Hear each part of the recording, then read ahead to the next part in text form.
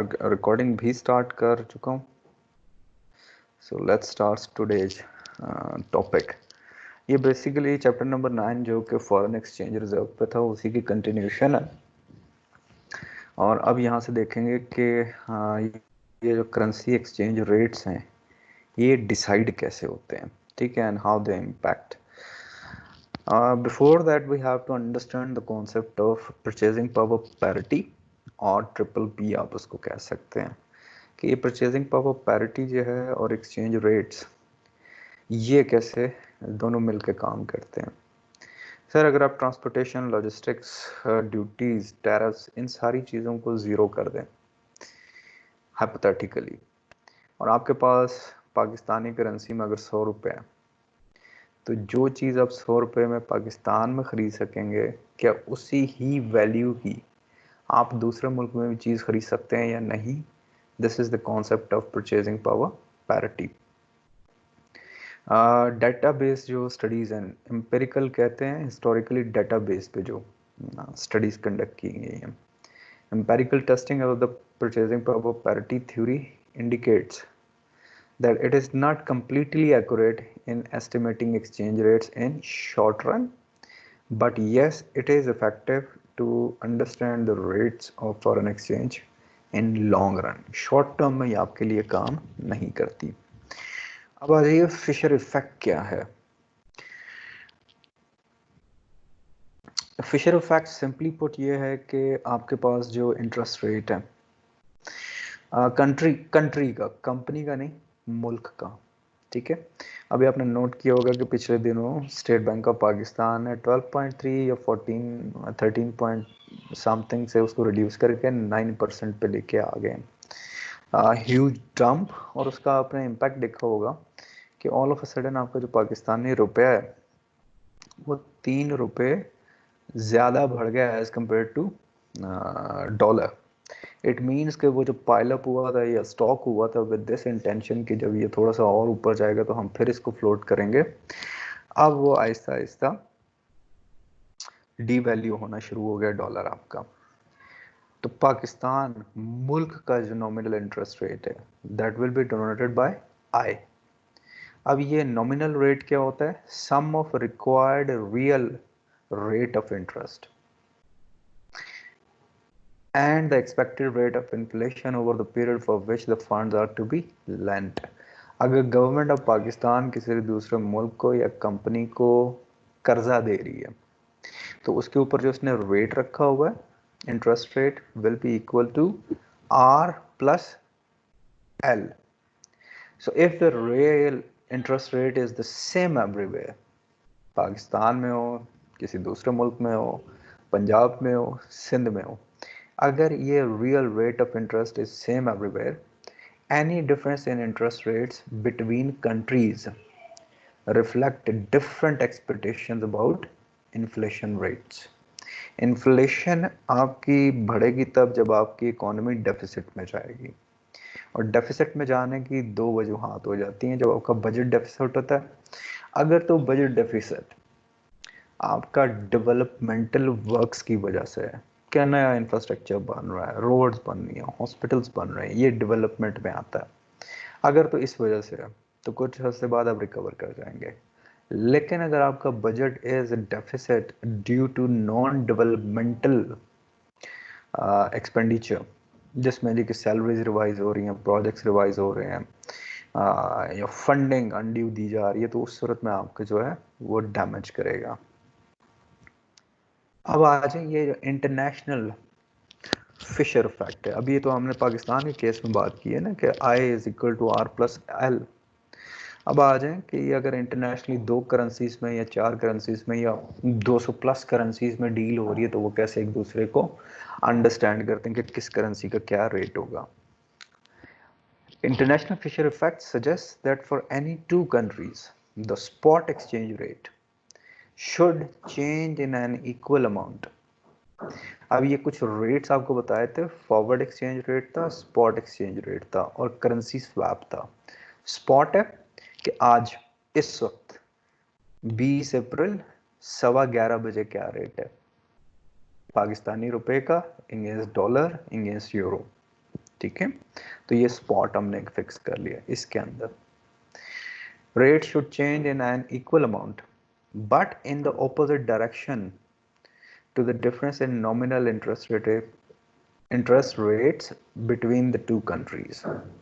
In other words, S1 subtracted S2 divided by S2 into 100.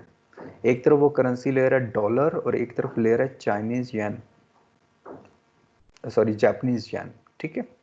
और उसमें आप देखिएगा कि इंटरेस्ट रेट ऑफ जापान जो है जापानीज येन का जापानीज गवर्नमेंट ने डिसाइड किया होगा, और डॉलर का जो इंटरेस्ट रेट है that will be decided by American government. तो फिर interest rate was equal to R plus L. अब इसमें देखिएगा होगा क्या, where I S and I Y are the respective nominal interest rates in two countries, in this case the US and Japan.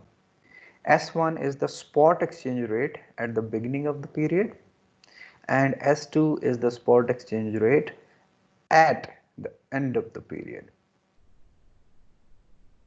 अब आ जाइए बैंड वैगन इफेक्ट और investor की साइकोलॉजी क्या है। हमारे यहाँ पे मुशर्रफ साहब की गवर्नमेंट में ना हमारे एक प्राइम मिनिस्टर थे शौकत अजीज साहब।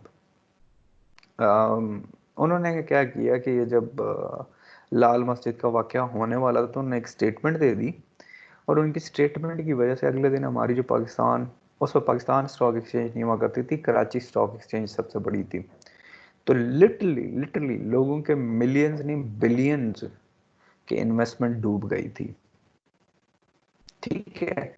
और फिर इसमें बैंड वैगन इफेक्ट में एक और चीज़ आ जाती है कि ये जो इंटरनल इंफॉर्मेशन फ्लो है ना, एक तो ऑफिशियल चैनल्स के थ्रू है, एक है जो आप कह लें कि अंडर द टेबल इंफॉर्मेशन जा रही होती है, वो कैसे इम्पैक्ट करती है। Bandwagon effects occur when expectations on part of traders. बेटा प्लीज माइक ऑफ कीजिएगा, जो बच्चा भी अभी आया माइक ऑफ कीजिएगा, thank you. Bandwagon effect occurs when expectations on the part of traders turn into self-fulfilling prophecies. जब पॉपुलेट करना शुरू कर देगा, आई मीन अगर आपके पास लेट्स से कि 10 लाख रुपया है, स्टॉक एक्सचेंज में इन्वेस्ट करना चाहते हैं and you want to invest in different stocks, शायद थोड़ा सा होमवर्क आपने किया हो लेकिन इसके अंदर टेक्निकलिटीज इन्वॉल्व है, तो आप ब्रोकर के पास जाते हैं। अब ब्रोकर आपको बता रहा होता है जी कि आप फलानी कंपनी में इतना कर लें, फलानी में इतने ले लें, ये कुछ अरसे बाद रेट इसका ऊपर जाएगा। जब आपसे पूछते हैं कि क्यों जाएगा, तो फिर वहां पे वो क्यों के जवाब में जो है उसमें मोस्ट ऑफ द टाइम वो आपको अपनी जो उसने टारगेट्स रखे हैं उनको मीट करने के लिए जस्टिफिकेशन होता है। And traders join the bandwagon and move exchange rates based on groups expectations, ठीक है। हमारे यहाँ पे फिर वो एक आफ्ताब शेरपाव साहब थे, इंटीरियर मिनिस्टर थे आई बिलीव मुशर्रफ के टाइम में, तो उन्होंने एक इंक्वायरी कंडक्ट की थी अनान एंड कालिया ग्रुप के खिलाफ। उस वक्त हो ये रहा था कि पाकिस्तान से जो डॉलर था वो यार बहुत बड़ी क्वांटिटी में बाहर जा रहा था। तो रिपोर्ट में पता लगा कि ये काल सॉफ्ट ग्रुप ऑफ अनान एंड कालिया ग्रुप ऑफ कंपनीज जो है दे आर द वन जो मूव कर रहे थे। तो उस वक्त पैसा हमारे यहाँ से बाहर क्यों इसलिए जाएगा कि जब हम पाकिस्तानी करेंसी को डीवैल्यू करना चाहेंगे, सीधी बात है। अभी ये आपको जो 3 रुपए का वैल्यू ऊपर जाने की बात है, उसके पीछे भी थैंक्स टू वो जो डेफर्ड पेमेंट्स फॉर 1 ईयर हो गई हैं उसका इम्पैक्ट है। और लोगों ने इसीलिए ज्यादा डॉलर्स इसलिए जमा कर लिए थे, उस वक्त अंडरस्टैंडिंग यही थी कि पाकिस्तानी गवर्नमेंट ने कर्जे की पे करनी है, तो सिंस शॉर्टेज ऑफ डॉलर हो जाएगी तो जब हम मार्केट में फ्लोट हमें बेनिफिट हो जाएगा। तो दिस एपिडेमिक ने एक अच्छा काम ये कर दिया है, पेमेंट फॉर 1 ईयर फ्रीज हो गई है। अब गवर्नमेंट को किस्त नहीं पे करने पड़ेगी तो सरप्लस पैसा जो है उनके पास आ जाएगा। अब इसमें होता है governmental intervention can prevent the bandwagon from starting but is not always effective. Government corrective और इंटरवेंशन के मेजर जरूर लेती है लेकिन जरूरी नहीं है कि वो कभी इसको रोक सके। अच्छा जी, अब इस पूरे कॉन्सेप्ट अगर आप समराइज करना चाहें, मैं किस कॉन्सेप्ट की बात कर रहा हूँ, मैं बात कर रहा हूँ फॉरेन एक्सचेंज मार्केट की। या जहाँ पे करेंसी कन्वर्जन होती है, ठीक है। अब इसमें एक और अगर आपने इसको समराइज करना है तो आपने मॉनेटरी ग्रोथ पाकिस्तान में या अपने मुल्क में जिसमें भी हैं, पाकिस्तान का इन्फ्लेशन रेट्स, फिर नॉमिनल इंटरेस्ट रेट डिफरेंसेस क्या हैं जी, और all moderately good predictors of long run exchange changes in exchange rates. अगर हमने पाकिस्तान के रुपए की वैल्यू को नियर फ्यूचर में या लॉन्ग रन में देखना है, आप इन चीज़ों को स्टडी कर लीजिएगा, एनालाइज कर लें, and you will have a good picture कि नियर फ्यूचर में क्या रेट्स चलेंगे।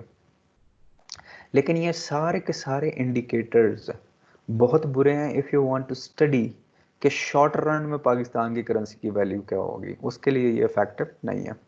सो international businesses should pay attention to countries differing monetary growth, inflation and interest rates। अब आ जाइए फोरकास्टिंग हम कैसे कर सकते हैं।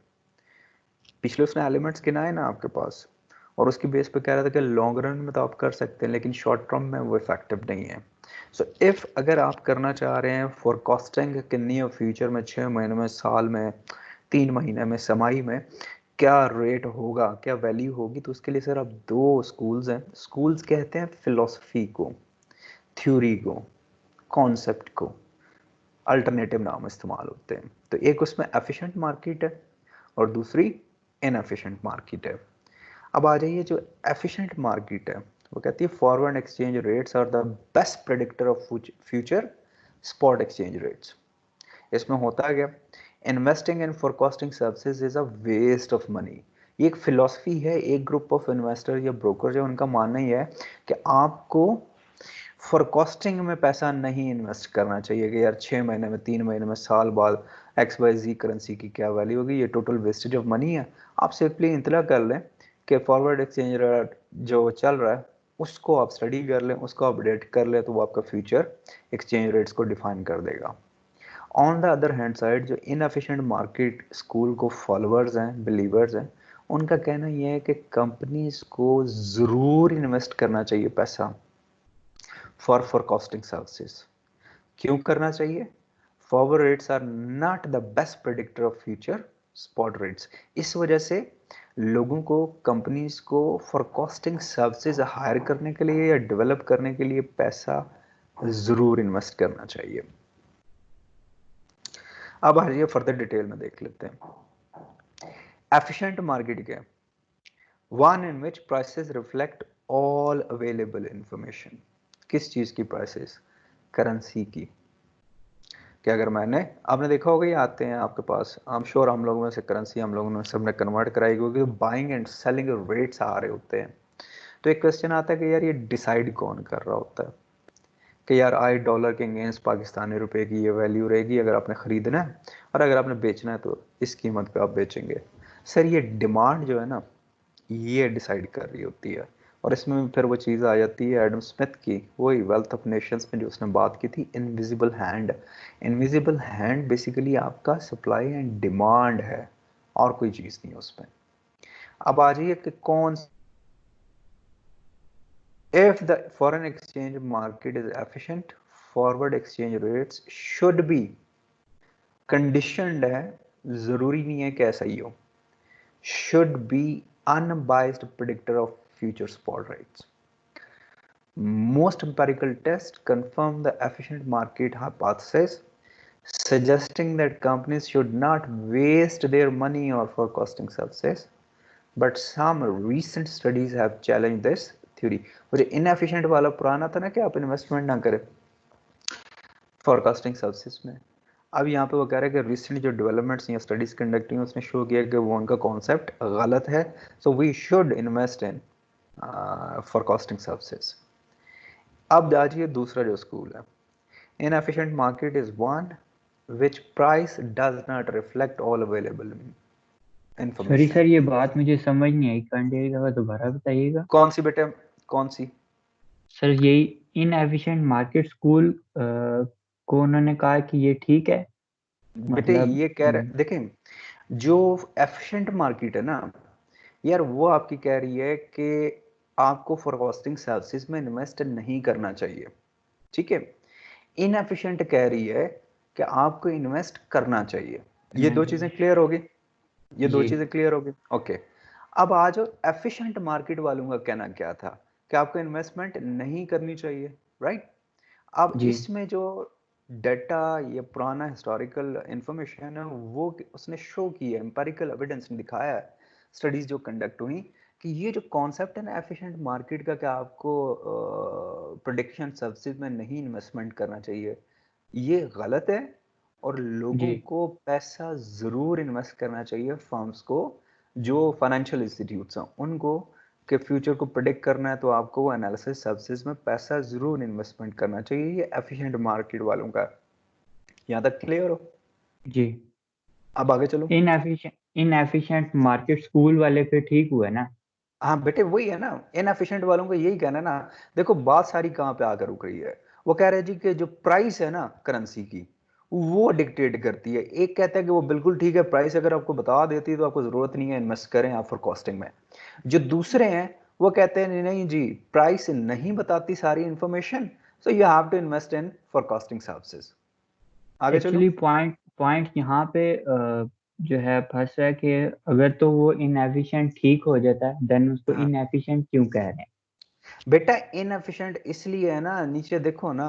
अब इसके अंदर देखो, इनएफिशिएंट का क्या कहना है, कहते हैं price does not reflect all available information. अब इसमें होता क्या है, अगर इंफॉर्मेशन सारी की सारी नहीं आ रही, मैं फिर बात कर रहा हूँ information related to value of the currency जो आप ट्रेड कर रहे हो, ठीक है। अब वो कौन सी जी इंफॉर्मेशन है, आपको याद होगा पिछला जो हमने लेक्चर कंटिन्यू किया था तो उसके अंदर बात हुई थी कि आपका स्पॉट है, फिक्स्ड है और स्वैप है, ये तीन है जी बेसिकली, ठीक है। अब इन तीन के बारे में आप कैसे प्रिडिक्ट कर सकते हो कि फिक्स रेट क्या होगा, फिक्स रेट आज के टाइम में, fix rate after 6 months, maybe 3 weeks, we can't predict that. फिर आप कह रहे हो कि जो स्वैप है, स्वैप तो बड़ा सीधा सीधा सा, कि आपने एक जगह से खरीदा है या 24/7 चल रही होती है स्टॉक एक्सचेंज, पाकिस्तान से खरीदा है तो आप दूसरी जगह जाके इन्वेस्ट कर दें, सिंपल हो गया। स्वैप क्या सही। था, सॉरी दैट वाज स्वैप। और जी तीसरा जो है वो उस पर लेके चल रहा था। अब आपका जो क्वेश्चन है कि यार how it's going to be, अब आगे फर्दर अगर हम जाएंगे तो ये फर्दर एक्सप्लेन करेगा कि कौन कौन से इनएफिशिएंट मार्केट की जो अंडरस्टैंडिंग है कि ये जो करेंसी की प्राइस है ये नहीं ना डिक्टेट करती, तो इसके अंदर फिर इसका इन्होंने वे आउट दिया हुआ है। कहता है क्या, in an efficient market forward exchange rates are not the best predictor of future spot exchange rates and it may be worthwhile for international businesses to invest in forecasting services. बेटे inefficient market को अगर समझना है तो forecasting services जो हैं वो हम आगे जाकर देखेंगे, फिर हमें समझ आएगी। अभी फॉर द टाइम बीइंग सिर्फ इतना है, इनएफिशिएंट मार्केट का कहना है कि यू इन्वेस्ट करें, जो एफिशिएंट मार्केट का उसका कहना है कि ना इन्वेस्ट करें। ठीक हो गया बेटे? जी ठीक। अमर, युदेव, जी ठीक है। ओके। अब ये देख लो आगे, वो फोरकास्टिंग का आ गया ना, इनएफिशिएंट मार्केट कह रही थी ना फोरकास्टिंग में करो, तो दो बेटे आ जाएंगे एनालिसिस, एक फंडामेंटल एनालिसिस है और एक टेक्निकल एनालिसिस है, ठीक है। अब यहां से आप सवाल का जवाब आपको मिल जाएगा कि यार कौन कौन सी फोरकास्टिंग टेक्निक्स हैं जिनको इस्तेमाल करते हुए इनएफिशिएंट का कहना यह है कि आप ना करें, ठीक है। लेट्स सी, फंडामेंटल एनालिसिस क्या है, ड्रॉज सर अपॉन, इनएफिशिएंट का कहना है कि आप के करें। करें, yes excuse me, thank you for correction. अच्छा, फंडामेंटल एनालिसिस क्या है जी, draws upon economic factors like interest rates, monetary policy, inflation rates और balance of payment information to predict exchange rates.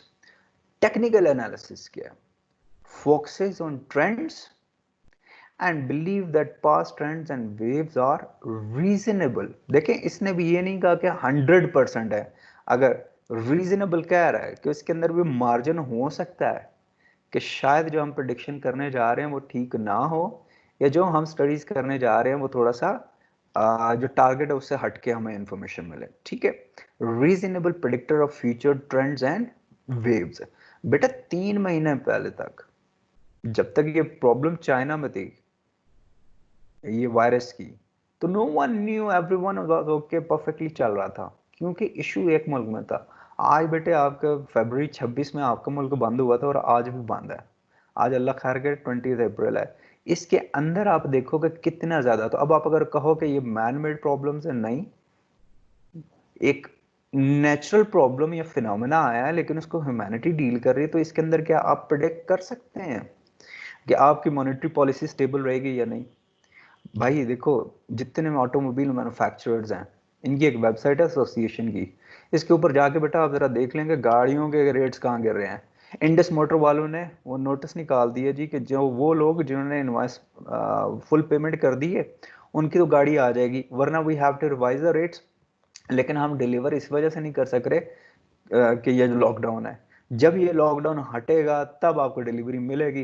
And if you feel like you can't wait, तो हम आपको सारे का सारा पैसा जो आपने फुल पेमेंट की है विदाउट एनी डिडक्शन वापस कर देंगे।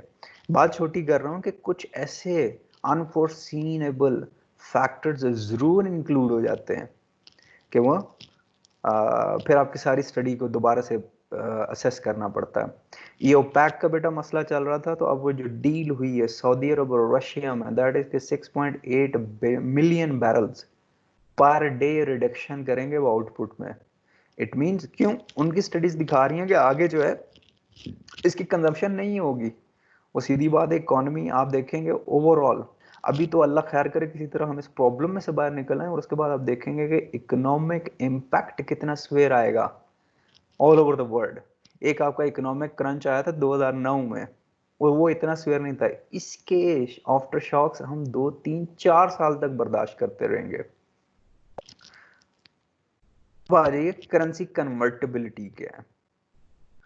अच्छा, फ्रीली कन्वर्टेबल, फ्रीली कन्वर्टेबल क्या है जी? When both residents and non residents can purchase unlimited of amount of foreign currency within the domestic currency with the domestic currency। ठीक है, इसको इस तरह समझिए कि पाकिस्तान में हम भी हैं और हमारे यहाँ पे टूरिस्ट भी हैं, तो हम पाकिस्तानी करेंसी के साथ दुनिया की कोई भी करेंसी जितनी खरीद सकेंगे, दैट इज फ्रीली कन्वर्टेबल। लेकिन जब हमारे यहाँ से कोई पाकिस्तानी बाहर जाता है ना, तो उसको डिक्लेयर करना होता है एक मखसूस हद तक दे आर अलाउड कि वो अपने साथ डॉलर्स या यूरोज लेके जा सकें। अगर उससे ऊपर अमाउंट लेके जाएगा, ठीक है, वो चाहे बाहर कोई एक स्टूडेंट है, बाहर कोई एक बिजनेसमैन जा रहा है, या बाहर कोई एक फैमिली सेटल होने जा रही है, तो जब यहाँ से एक सेटेड अमाउंट से ज्यादा वैल्यू की वो करेंसी लेके जाएगा ना, तो उसको बाकायदा अनाउंस करना पड़ेगा, वो कस्टम्स के साथ डिक्लेयर करना पड़ेगा, फिर जो फीसिस हैं वो उसको पे करनी पड़ेगी, देन ये they will good to go. एक हो गया, ठीक है। दूसरा है बेटा एक्सटर्नली कन्वर्टेबल। अब एक्सटर्नली कन्वर्टेबल क्या है? When only non residents can convert their holdings of domestic currency into a foreign currency. अब इस तरह समझिएगा कि पाकिस्तान में चाइनीज लोग भी आए हुए हैं, ठीक है, और चाइनीज येन है उन लोगों के पास, तो वो पाकिस्तान की करेंसी में उसको कन्वर्ट कर सकते हैं। यहां तक अहमद ठीक है, या मैं दोबारा रिवाइज कराऊं? सर एक अहमद दफा बेटा, दोबारा बताइएगा। अच्छा, पहला केस है यार कि फ्रीली कन्वर्टेबल। मैं पाकिस्तान का शहरी हूं, मेरे यहाँ पे दूसरे मुल्कों के लोग आए हुए हैं, ठीक है, तो हम जी पाकिस्तानी ठीक है। करेंसी को इस्तेमाल करते हुए कोई भी करेंसी खरीद सकते हैं। एक हाथ तक। हाँ जी, एक हद तक, ठीक है। ठीक है, क्योंकि उसके बाद फिर वो अगर बहुत ज्यादा करेंगे तो फिर वो स्पेकुलेशन आ जाएगी और गवर्नमेंट को इंटरवीन करना पड़ेगा, ठीक है, एक हद तक। जो लेकिन ये एक्सटर्नली हद कन्वर्ट, कौन मुकर्रर करेगा, ये गवर्नमेंट ही? बेटा गवर्नमेंट करती है। आप देखिए क्यों गवर्नमेंट इंटरवीन करती है यार, हम सब पाकिस्तानियों के पास पैसा है और सबको पता है कि यार डॉलर ऊपर जा रहा है। डॉलर किस लिए ऊपर जा रहा है? क्योंकि हर दूसरा पाकिस्तानी इस वक्त डॉलर को इकट्ठा करना चाह रहा है कि उसके अगेंस्ट हमारी करेंसी डीवैल्यू हो रही है। और डीवैल्यू क्यों हो रही है? वो इसीलिए हो रही है कि हम पाकिस्तानी इस वक्त डॉलर को जमा करना चाह रहे हैं, तो उसके लिए गवर्नमेंट फिर इंटरवीन करती है। अच्छा, स्टेट बैंक के थ्रू करती है, ये भी बता दूं, स्टेट बैंक ऑफ पाकिस्तान जो है उसके थ्रू इंटरवीन करती है। देखिए कुछ अरसे तक ये जो एक्सचेंज का कारोबार है, ये आपके गली मोहल्लों में मार्केटें बनी हुई थी करेंसी वाले, ठीक है। अब जी। पिछले साल एंड में या मिड में स्टेट बैंक ऑफ पाकिस्तान ने एक इनिशिएटिव लिया है कि अब आपको इन फॉरेन एक्सचेंज वालों के पास नहीं जाने की जरूरत, आप किसी भी बैंक में जाएं and you can convert the currency. बेटे जो एमर, ये आपकी तरफ नॉइज आ रहा है? No sir. बेटे जो इस बच्चे का भी माइक ऑन है प्लीज ऑफ कर लो, थैंक यू। ओके, अब आ जाओ एक्सटर्नली कन्वर्टेबल क्या है। सर बाहर से हमारे यहाँ पे टूरिस्ट आते हैं, ठीक है अमर, उनके पास फॉरेन करेंसी होती है, एंड मोस्टली जब उन्हें पाकिस्तान में ऑपरेट करना है या कच्चा रहना है तो they have to use Pakistani currency. तो वो XYZ जो भी उनकी नेटिव करेंसी है उसको यहाँ पे लाके वो कन्वर्ट कर लेते हैं, ठीक हो गया। अब आ जाए एक तीसरा, दैट इज नॉन कन्वर्टेबल, ठीक है। A currency is non convertible when both residents and non-residents। अभी बेटा अमर यहाँ पे आपकी बात का जवाब आ रहा है कि किसी एक मखसूस हद तक और जी जी। कौन डिक्टेट करता है? वो बेटा गवर्नमेंट डिक्टेट करती है। अगर वो कंडीशन लगा देती है जी कि कोई एक्सचेंज नहीं होगा, प्रोहिबिटेड कर दिया ना, मना कर दिया, no one is going to convert, चाहे वो रेजिडेंट है या नॉन रेजिडेंट है। ये क्यों? आपको सही याद होगा ये सही हो गया। नवाज शरीफ साहब ने ना ये जब कर्ज उतारो मुल्क सवारो, आपको याद होगा आफ्टर न्यूक्लियर ब्लास्ट एक कैंपेन स्टार्ट की थी, तो उन्होंने सबसे पहला काम क्या किया था? उन्होंने कहा था कि फॉरेन करेंसी के जितने अकाउंट थे उनको फ्रीज कर दिया था। अब्बू ये को आप याद लोग होगा सर। बिल्कुल आप उनसे कंफर्म कर सकते हैं, ठीक है, आप उनसे पूछ लीजिएगा फॉरेन करेंसी के अकाउंट्स जो हैं वो फ्रीज करने का मकसद क्या था? क्योंकि एक अनसर्टेनिटी की कंडीशन थी and people were not sure, तो वो जितने करेंसी अकाउंट थे फॉरेन वो उसको फ्रीज कर दिया, तो उसको आप छेड़ ही नहीं सकते। जो है जैसे है कि बुनियाद पे वो पड़ा रहेगा, जब तक गवर्नमेंट डायरेक्टिव नहीं देगी, नॉर्मलाइज नहीं चीजें होंगी, उस वक्त तक वो ऑपरेट ही नहीं हो सकते। वरना अगर वो उसको ना करें तो वो फिर सारे का सारा पैसा आपका बाहर जाना शुरू हो जाना था। तो गवर्नमेंट्स जो है ना वो जब मना कर देती हैं कि आप XYZ करेंसी में नहीं डील करेंगे तो उसको हम कहेंगे नॉन कन्वर्टेबल करेंसी। अब कैनेडियन डॉलर जो है यार, this is based on plastic money.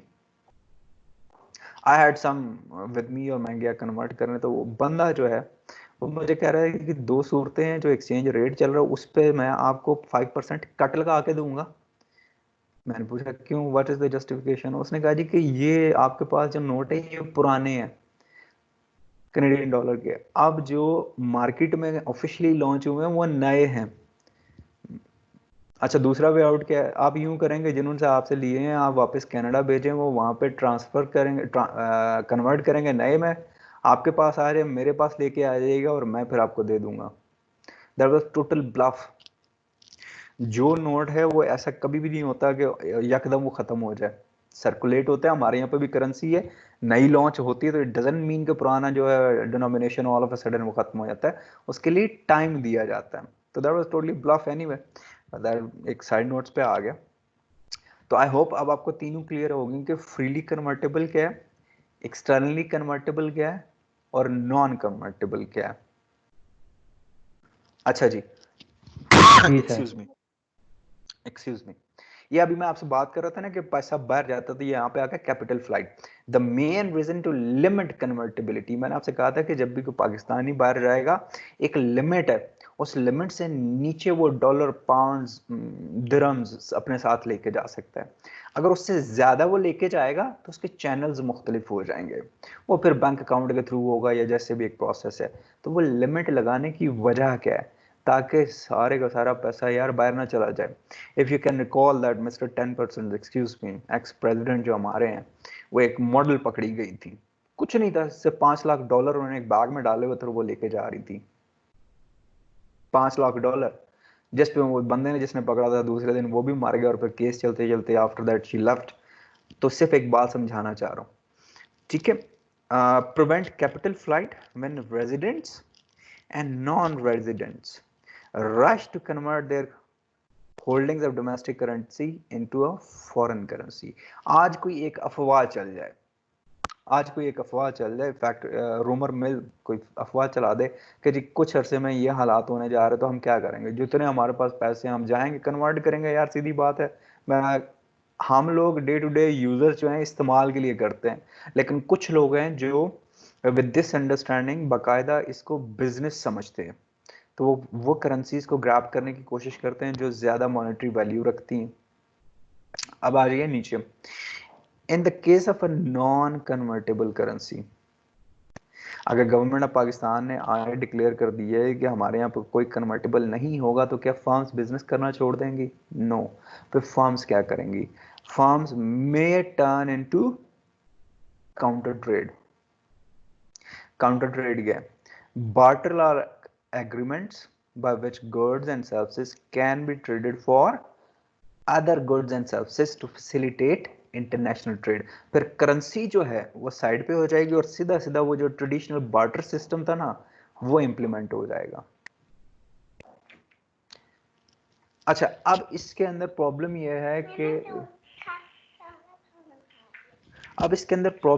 है कि सॉरी यार, बेटी आ गई थी। अब इसके अंदर प्रॉब्लम यह है कि जब आप इम्प्लीकेशंस मैनेजर्स को जो क्या फेस करनी पड़ती हैं, तीन चीज़ें आएंगी बेटे।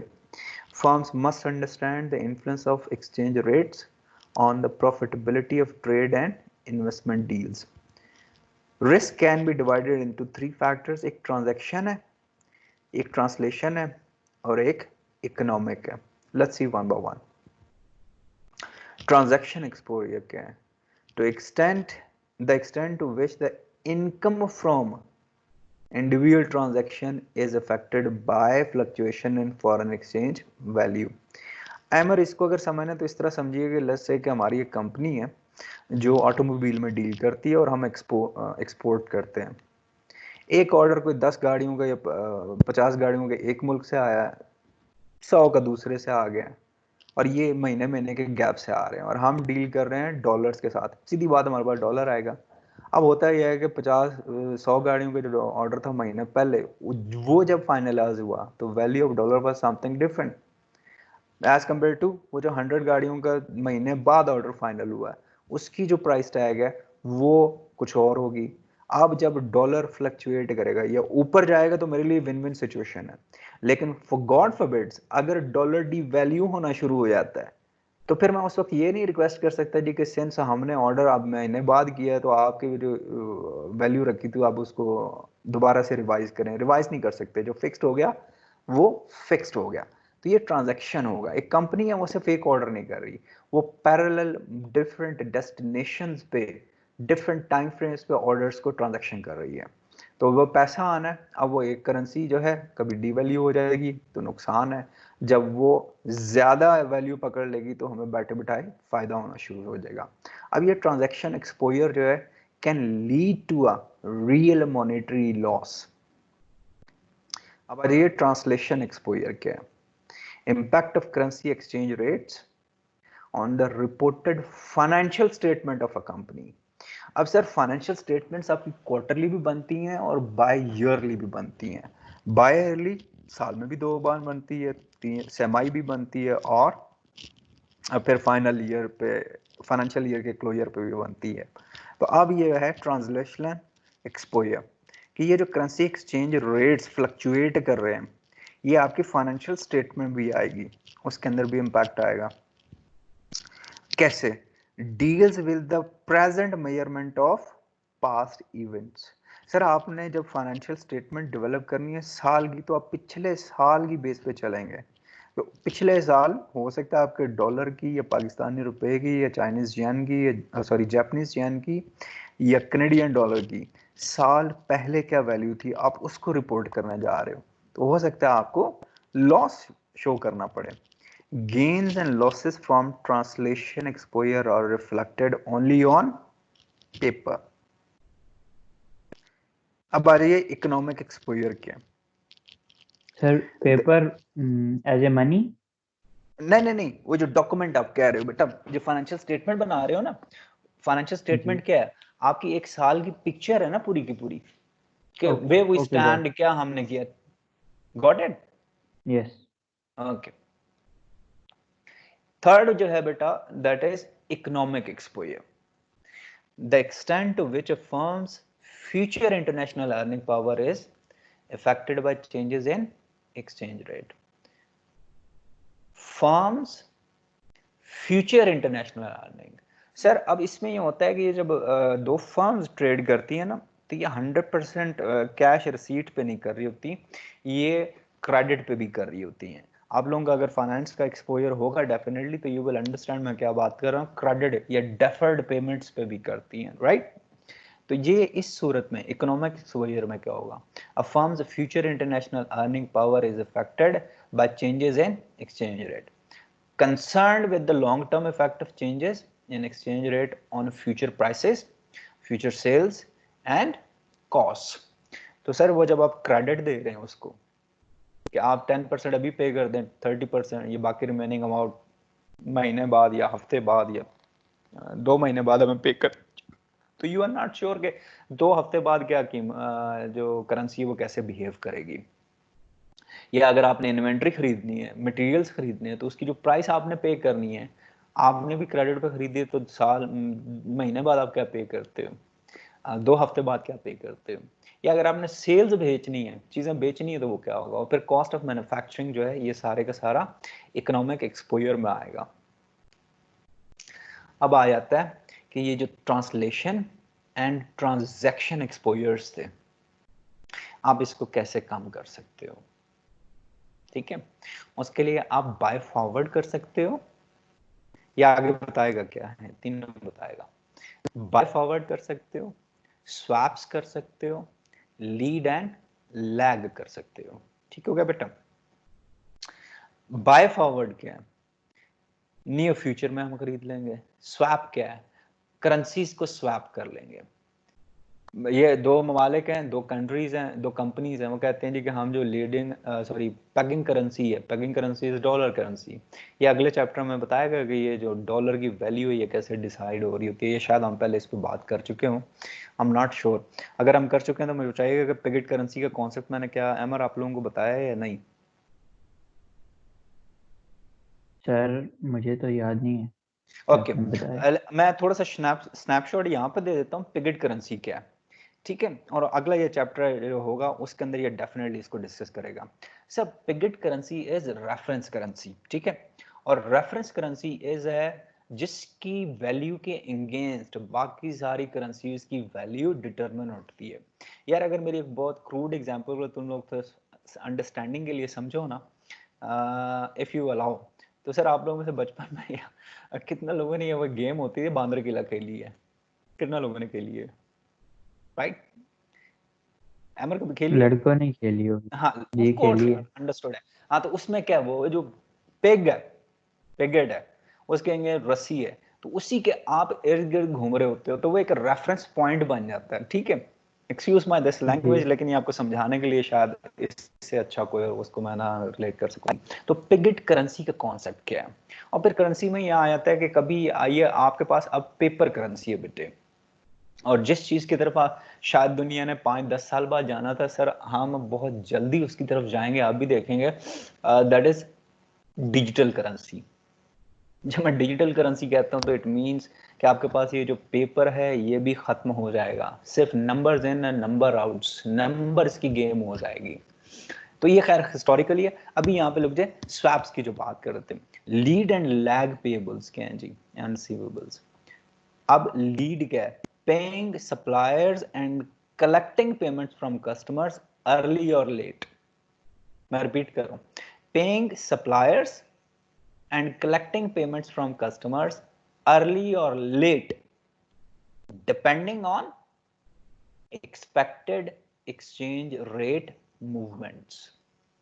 तो अगर बेटा आपने सप्लायर्स को पेमेंट करनी है और आपको लगता है कि यार महीने बाद तो भाई ये वैल्यू ऊपर चली जाएगी डॉलर की, तो आप उसको पहले पे कर दोगे। या अगर आपको लगता है कि पेमेंट जो है कलेक्ट हमने जो करनी है, अकाउंट्स रिसीवेबल जो है, वो हो सकता है महीने बाद डॉलर नीचे गिर जाए, तो आपकी कोशिश होगी कि आपको महीने से पहले पहले आपकी पेमेंट्स मिल जाए। इसको कहलाएंगे हम लीड एंड लैग। अब आ रही है लीड स्ट्रेटजी क्या, attempting to collect foreign currency receivables early when a foreign currency is expected to depreciate, and paying foreign exchange payables before they are due when a currency is expected to appreciate। Lag strategy क्या है जी, delaying collection of foreign currency receivables if the currency is expected to appreciate, and delaying payables if the currency is expected to depreciate. Lead and lag strategies can be difficult to implement. एमर ये ऐसे ही है कि बेटा मैं आपसे कहूँगा यार मैंने जो तुम्हें पैसे देने थे ना इस वक्त जो है वो इतने का डॉलर मिल रहा है, तो जो स्टडी शो कर रही है वो महीने बाद डॉलर लेट्स से 100 से 80 रुपए पे आ जाएगा, तो सिंस 80 पे आ जाएगा तो जब वो कम वैल्यू होगा तब मैं तुम्हें पे कर दूंगा। अब क्या आप मेरे इस आर्गुमेंट को मानने को या रिस्पेक्ट करने को तैयार हो? नहीं, क्योंकि आपको आगे नहीं। नुकसान नजर आ रहा है। नुकसान नजर आ रहा है कि यार अभी अगर मुझे 100 रुपए का मिल सकता है तो why I should accommodate X Y जी के जब वो 80 रुपए पे चलेगा तो आपको तो सीधा सीधा $20 का नुकसान हो जाएगा। ठीक है। या अहमर मैं आपको कहूं दूसरा लीड स्ट्रेटजी की बात करने लगूं, या मैं आपको कहूं कि सर आपने जो पैसे देने थे ना मेरे, इस वक्त डॉलर है 80 रुपए का, तो आप यूं कीजिए अभी ना दें, आप महीने बाद दे दें, क्योंकि उस वक्त डॉलर 110 का हो जाएगा। तो क्या आप उस चीज को भी एक्सेप्ट करोगे? नहीं करोगे, क्योंकि उस सूरत में आप कम से कम 30 रुपए का लॉस बियर करना पड़ेगा, जो मेरी अंडरस्टैंडिंग के हिसाब से कि अभी 80 का और फिर 110 का हो जाएगा, तो वो 30 रुपए का नुकसान आपको फेस करना पड़ेगा, तो आप उस सूरत में भी नहीं मानोगे। तो ये जो लीड एंड लैग स्ट्रेटजीज है ना, ये इंप्लीमेंट करना मुश्किल है। ये नहीं है कि आप टोटली कर नहीं सकते, लेकिन इसके अंदर फिर मार्जिन रखने पड़ते हैं। ठीक हो गया जी। अब आ जाए जी। इकोनॉमिक एक्सपोजर, जो तीसरा था बेटे। ये जो पीछे लीड एंड लैग का उसने बताया नहीं है, ट्रांजैक्शन और ट्रांसलेशन कॉस्ट का कैसे कवर करना उसका बताया था। अब आ जाएंगे एक तीसरा भी था यार, दैट वाज इकोनॉमिक एक्सपोजर। तो अब उसको कैसे लिमिट कर सकते हैं?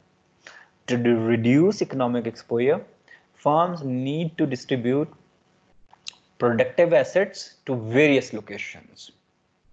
आप एक जगह कंसंट्रेट ना करें अपने प्रोडक्शन ऑपरेशंस को, बल्कि उसको डिस्पर्स करें। ठीक है। कहाँ पे? Different locations, so that the firm's long-term financial well-being is not severely affected by changes in exchange rate. Sir आसान जुबान में आपका अगर अमेरिकन मार्केट के अंदर ही सारे का सारा ऑपरेशंस हैं, तो सिंगल करेंसी मार्केट में है ना, तो चांसेस आ रहे कि आप अगर डॉलर नीचे जाता है तो आपकी परफॉर्मेंस इफेक्ट होगी। लेकिन अगर आपके ऑफिसेज 5-6 दूसरे ममालिक में है, तो और सिर्फ अमेरिकन डॉलर डी वैल्यू होता है, तो आपकी एक मार्केट जो है वो सफर करेगी। बाकी जगह जो आपके ऑपरेशंस हैं वहां से आपको सफर इसलिए नहीं करना पड़ेगा क्योंकि वहां की करेंसी पे कोई इंपैक्ट नहीं आ रहा। तो ये आपके फाइनेंशियल हेल्थ को मेंटेन रख सकता है। अब ये आप कैसे कर सकते हैं? This requires the firm's assets are not overly concentrated in countries where likely rise in currency values will lead to damaging increase in foreign prices of goods and services which you are producing. ठीक है बेटे, इसी का मैंने आपको जवाब दिया कि बजाय एक जगह अपने रिसोर्सेज को या प्रोडक्शन को कंसंट्रेट करने के लिए आप 5-6 ममालिक में रखें, उसको फैला दें कि अगर किसी एक करेंसी या किसी एक मुल्क पे इंपैक्ट आता है तो बाकी जगह से आप उसको कूप कर सकते हैं। अच्छा जी, अब आ जाए इन 3 एक्सपोजर्स के बाद लीड, लैग और स्वैप के साथ आप और कौन सी स्ट्रेटजीज अडॉप्ट कर सकते हैं फाइनेंशियल रिस्क को रिड्यूस करने के लिए? Firms should establish central control to protect the resources. Sir आप पिछली साइड में तो हमने बात की थी कि अपने सोर्सेज को आप डिस्पर्स करें, और इसमें तो फिर हम उसको नेगेट कर रहे हैं। नहीं सर, हम नेगेट नहीं कर रहे हैं। जो डिसीजन मेकिंग प्रोसेसेस है ना, they should be considered in one source. American firm है तो हेडक्वार्टर में ही डिसीजन होने चाहिए। हाँ, प्रोडक्शन जरूर दूसरे ममालिक में होती रहे, ऑपरेशन जरूर चलते रहे दूसरे ममालिक में, लेकिन जो डिसीजन मेकिंग पावर्स हैं दे शुड बी कंसंट्रेटेड। किस हवाले से? रिसोर्सेज। सर आपका ट्रेड सीक्रेट्स हैं, आपकी प्रोडक्शंस हैं, आपके ऑपरेशंस हैं, आपके लॉजिस्टिक्स हैं, क्यों करना है? efficiently and ensure that each subunit adopts the correct mix of tactics and strategies. अच्छा, distinguish between transaction and translation exposure. on the one hand and economic exposure on the other hand. Then attempt to forecast future exchange rates. Fourth one is establish good reporting systems. देखें reporting systems कौन से हैं बेटे, ये आपके जो financial reporting institute discipline हैं उनकी बात कर रहा है। इनकम स्टेट का होना, बैलेंस शीट्स का होना, फिर आपके रिकॉर्ड्स फाइनेंशियल्स मेंटेन होना। अनफॉर्चुनेटली हमारे यहाँ पे अंडरस्टैंडिंग ये है कि अगर मैं बुक्स को डेवलप रखूंगा ना तो शायद मैं टैक्स नेट का हिस्सा बन जाऊं, और फिर सीधी बात है कि मैंने चोर बाजारी करनी होती है तो मैं हमेशा लॉसेस रिपोर्ट कर रहा होता हूँ, जो एक्चुअल है वो नहीं बता रहा होता। ठीक है, good reporting system, so the central finance function can regularly monitor the firm's exposure position and produce monthly foreign exchange exposure reports. ये बेटे यहां तक अगर आप लोगों को कोई सवाल है तो प्लीज मुझसे पूछिएगा, वरना I am going towards next chapter. उसका मैं सिर्फ एक ओवरव्यू दूंगा, पढ़ेंगे हम next time. Any question if you have, please ask.